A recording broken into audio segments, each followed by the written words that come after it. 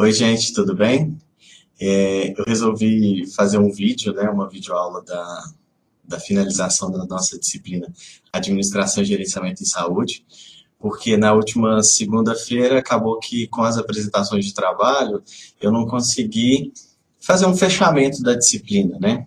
Eu prometo ser breve, mas eu acho que é importante a gente falar algumas questões aqui que eu acho que fazem parte da nossa disciplina e também vai fazer parte da vida de vocês enquanto médicos, né? Então, eu vou conversar um pouquinho com vocês, vou falar aqui para vocês um pouquinho sobre algumas questões que a gente já viu dentro da nossa disciplina, seja desde a primeira etapa ou agora na segunda etapa, e também referente às apresentações dos trabalhos. Então, vai ser uma forma da gente rever o conteúdo, né, inclusive para preparação para a avaliação que está prevista aí para a próxima semana. Então, a gente conversou muito sobre a questão da gestão da qualidade. A gestão da qualidade, a qualidade, né, ela pode ser definida por diferentes aspectos, sejam eles aspectos objetivos, quando a gente fala de normas, quando a gente fala da legislação, e também sobre os aspectos subjetivos, quando a gente pega a perspectiva do cliente, e aí a gente vai tentar satisfazer as necessidades e até superar as expectativas desse nosso cliente.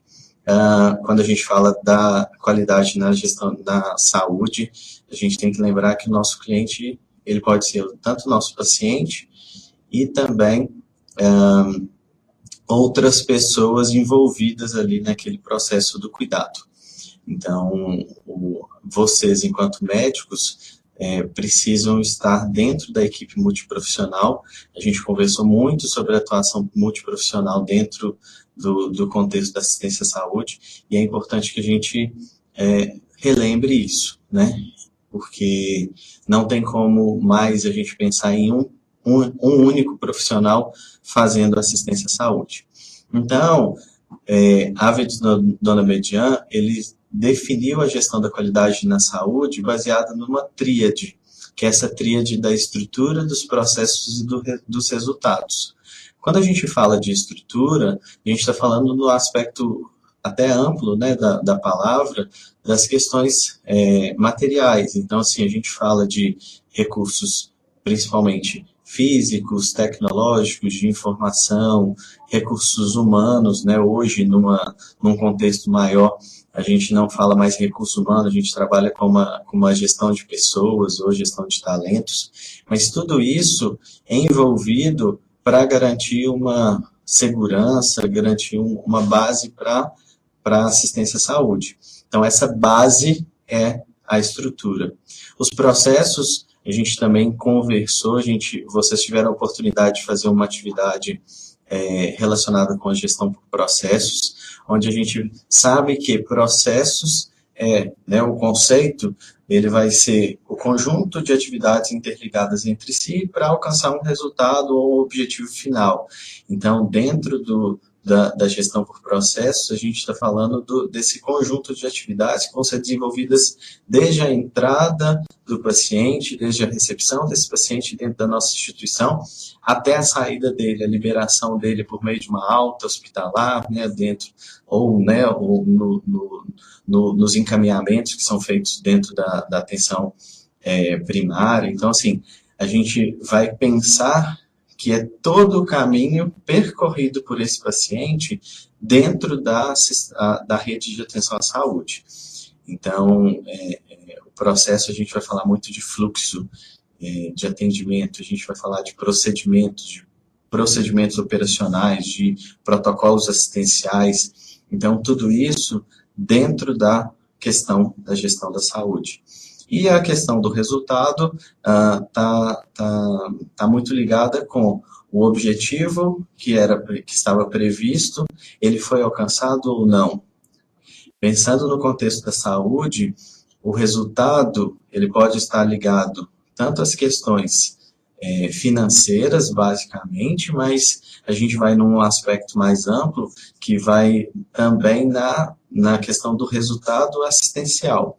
O que o meu paciente, o que eu, a partir da minha estrutura que eu tenho, dos processos que são realizados, o que ele recebeu e teve como melhora, né, a partir do nosso cuidado. Então, isso é importante se fazer. Dentro desse contexto, né, de estrutura, processo e resultado, a gente vai ver que temos, inclusive, normas de acreditação que são baseadas nessa questão. Trabalhamos, inclusive, também que a acreditação no serviço de saúde é um procedimento de avaliação desses recursos organizacionais. Ele é voluntário, ele é periódico e reservado e tende a garantir a qualidade da assistência com base em padrões previamente aceitos.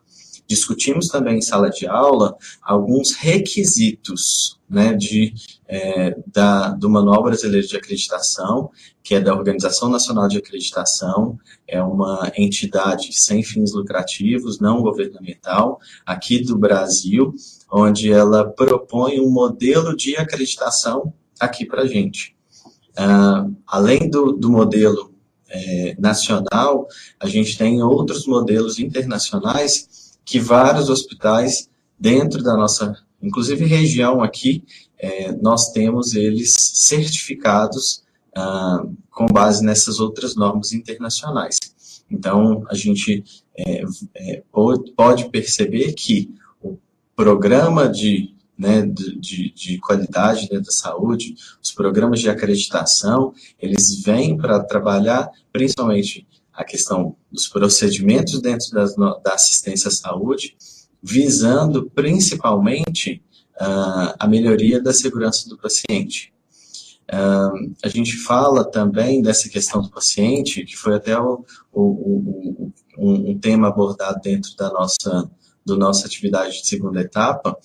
A segurança do paciente, ela vem para que a gente possa garantir a melhor assistência ao nosso paciente, evitando, inclusive, alguns erros, alguns incidentes que vão, que diminuem a possibilidade, inclusive, de processos judiciais, né? E melhorando também a abordagem, né, do nosso paciente, a melhora do nosso paciente também. O processo da auditoria, né, dentro da acreditação, existe um processo de auditoria que vai desde o planejamento, a preparação da instituição e a preparação também da equipe que vai desenvolver o processo da auditoria. Nesse planejamento, a gente vai ter elaboração do checklist, verificação do atendimento de alguns pré-requisitos, né, da norma. A gente vai ter a execução da auditoria sendo realizada de diferentes formas, né? Pode ser por meio de uma observação de serviço, por uma análise de prontuário, por uma entrevista com o gestor, com entrevista com os funcionários e também entrevista com o paciente. Lembrando que essas formas de fazer a auditoria são métodos que são complementares. Não existe uma forma certa ou forma errada, né? Uma principal ou não. A gente, durante o processo da auditoria, a gente vai coletar essas evidências baseado em diferentes métodos, né? Depois disso, a gente apresenta o relatório, né, da auditoria. Com isso, a gente conclui esse processo inicial de auditoria e depois vamos ter auditorias de monitoramento.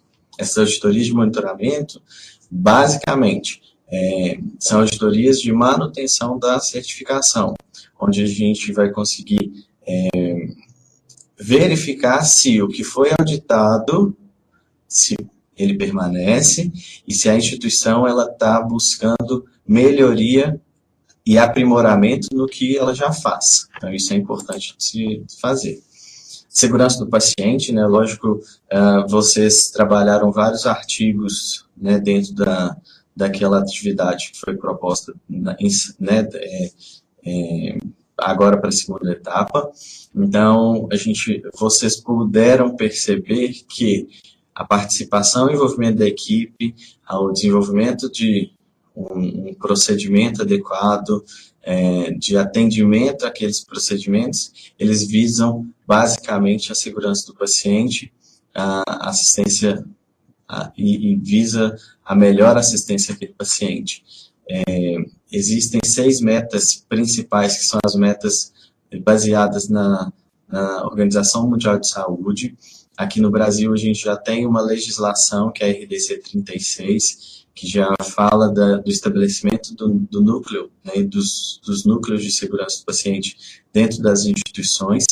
Dentro dessas metas, são metas, como a gente conversou em sala de aula, são metas básicas, são protocolos mínimos que a gente consegue estabelecer dentro da nossa instituição para que haja uma melhor assistência, para que tenha uma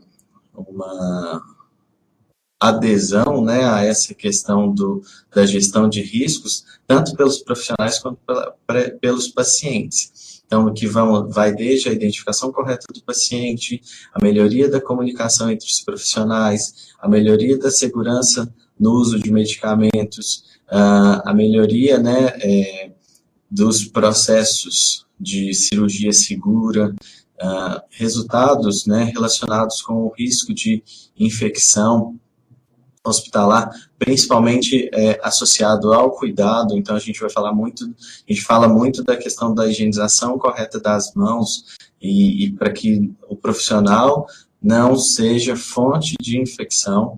Isso já é falado há muitos anos, desde da Florence Nightingale, que propôs lá em 1842 que a partir de uma assistência de um paciente, após ela a gente deveria fazer o processo da higienização das mãos, né, da lavagem das mãos, e também, por último, a questão da redução do risco de quedas e úlcera por pressão, principais, né, são essas metas.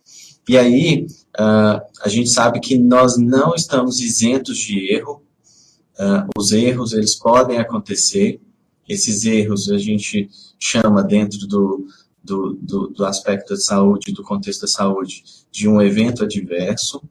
Esses incidentes em saúde, eles podem ser, né, um near miss, um incidente sem dano, ou então um incidente com dano. Esse incidente com dano é aquele incidente que atingiu o paciente e causou algum dano. Este é um evento adverso. Todo evento adverso dentro das nossas instituições, ele precisa ser notificado. A gente precisa, principalmente, fazer uma avaliação desse evento.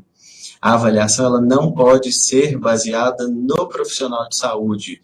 A gente precisa perceber que um evento ele pode acontecer independente do profissional de saúde e é proposto, inclusive, 5 importantes componentes do ciclo de investigação desse evento dentro da segurança do paciente.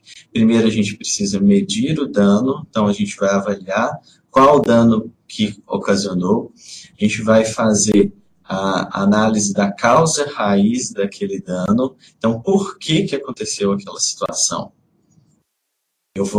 E isso, inclusive, a gente vai ver como quais ferramentas que a gente pode utilizar para avaliar as causas. A gente tem que fazer a gente faz uma retrospectiva, inclusive, da primeira etapa, onde a gente trabalhou as ferramentas gerenciais, e uma delas é o diagrama de Ishikawa, o diagrama de causa-raiz, causa e efeito, ou espinha de peixe, que é onde a gente vai analisar, inclusive, a causa-raiz, a causa mais básica. Por que aquela situação acontece? A partir da identificação da causa, vamos propor uma solução ou soluções, também utilizando ferramentas de gestão, como, por exemplo, a ferramenta de gestão do plano de ação, que é o 5W2H. A gente vai avaliar o impacto destas soluções para também verificar se vamos precisar fazer alguma modificação no plano inicial ou não. E aí, para que a gente possa realmente estabelecer futuramente, né, uma evidência de que a gente está propondo um cuidado mais seguro. Precisamos entender melhor sobre a segurança do paciente, sobre a gestão de riscos na saúde, principalmente voltados para a cultura de segurança do paciente. Para isso, a gente precisa estabelecer as barreiras, o que leva o erro, né? A gente precisa compreender o que vai levar ao erro, para que a gente possa, inclusive, estabelecer as barreiras. O processo de acreditação, o processo de qualidade em saúde, o processo de estabelecimento de protocolos institucionais, ele vem para que a gente possa perceber, inclusive, que pode ser estabelecido barreiras para que o incidente não aconteça. Aqui a gente tem representado o modelo do queijo suíço, onde, se eu tenho uma falha, essa falha ela pode ser baseada em diferentes contextos. Eu tenho um risco de acontecer alguma coisa. Se esse risco, se eu tiver estabelecimento de barreiras, esse risco ele não vai acontecer. Mas se as barreiras elas não funcionarem, a gente vai ter a geração do evento adverso e aí com consequências graves à saúde do nosso paciente dentro do nosso contexto, né, aqui. Eu trouxe vou deixar também aqui um áudiozinho só para a gente poder perceber a importância do tratamento dentro das nossas instituições de saúde, que ele é realizado por todos os profissionais, independente da função ou cargo executado. Então, uns anos atrás, eu cheguei na cozinha e tinha uma funcionária minha, funcionária da limpeza, que está lá comigo até hoje, que é uma das melhores da limpeza que a gente já teve, e ela estava muito abatida. Eu falei com ela, por que, Tereza, você está tão abatida? Ah, doutora, é por causa da minha profissão. As pessoas ficam falando, você limpa chão? E eu falei, mas é verdade isso mesmo, doutora, eu limpo chão. Eu falei, quando as pessoas te perguntam o que você faz na Santa Casa, você responde o quê? Que eu limpo chão. Eu falei, sua resposta está errada. Ela falou, mas é isso que eu faço. Eu falei, não. Quando te perguntarem, o que você faz na Santa Casa? Você responda, eu salvo vidas? Ela falou, mas eu não faço isso. Eu falei, faz, você não compreendeu. Nós trabalhamos em equipe. Quando uma criança vai de alta no colo da mãe, ela passou pela mão de todos. E não adianta eu dar um antibiótico de última geração se você não limpou o chão. Se você não fez uma desinfecção bem feita. Se você não fizer isso, é uma cadeia. Cada um de nós cumpre um pedacinho. Por isso o menino sai de alta. Mas um não faz sem o outro. Então, incutir em todos eles que a gente luta pela vida, vai da faxineira ao diretor. É todos. Porque se todo mundo não trabalhar junto, nós não salvamos. Não damos conta. E a partir desse dia, essa moça mudou. Ela já saiu da conversa de peito erguido. Eu falei, Calói, você faz favor de ter postura e tem orgulho. Enche o peito e diga que eu salvo vidas. E essa menina mudou completamente dentro da unidade. E hoje toda a equipe da limpeza participa desse conceito de que salvamos vida. Então, eu acho que a gente finaliza realmente a disciplina e eu acredito que o nosso trabalho desenvolvido ao longo do semestre, ele foi muito baseado, muito pautado nessa questão da padronização, da gestão da qualidade, de prestarmos a melhor assistência e essa assistência que ela seja multiprofissional. A gente tem uma parte, né, ainda a cumprir da disciplina, que é a prova do dia 18/6, mas eu tenho certeza que vocês vão sair muito bem nela, porque vocês participaram das aulas, fizeram as atividades propostas, fizeram inclusive o estudo dirigido que foi proposto, né, dentro da disciplina, estudaram os capítulos do livro que a gente conversou e também aqueles artigos que foram disponibilizados. Eu desejo muito, muito sucesso para vocês e espero reencontrá-los em breve. Um abraço.